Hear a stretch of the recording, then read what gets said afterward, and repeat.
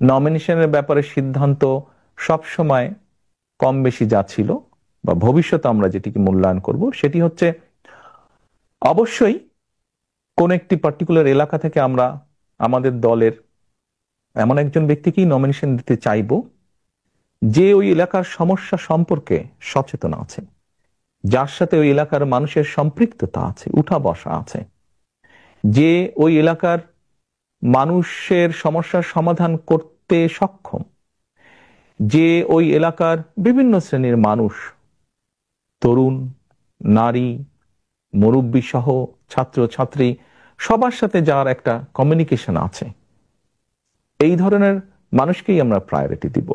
খুবই স্বাভাবিক। অর্থাৎ যার প্রতি জনসমর্থন আছে, যে জনসমর্থনকে তার সাথে রাখতে পারে, জনগণের যার প্রতি সমর্থন আছে সেরকম মানুষকে দেখেই আমরা নমিনেশন দেব। সেখানে তৃণমূলের মতামত কতটা প্রাধান্য পাবে? অভিযোগ যে তৃণমূলের মতামত প্রাধান্য কম পায়। না, ব্যাপারটা এরকম না। দেখুন, গণতন্ত্রে স্বাভাবিক যেখানেই গণতন্ত্র আছে সেখানে মতামত থাকতেই পারে, বিভিন্ন রকম মতামত, অভিযোগ।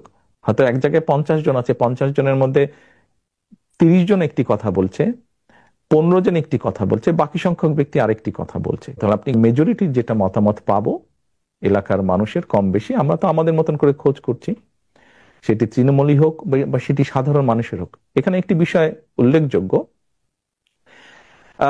আমরা কিন্তু দলের নেতৃত্ব নির্বাচন করছি না, আমরা নির্বাচন করছি এমন একজন ব্যক্তিকে যে শুধু দলেরই সমর্থন নয়, বরং দলমত নির্বিশেষে ওই এলাকার অধিকাংশ মানুষের সমর্থন যার প্রতি আছে, আমরা এরকম একজন মানুষকে বের করে আনতে চাইছি।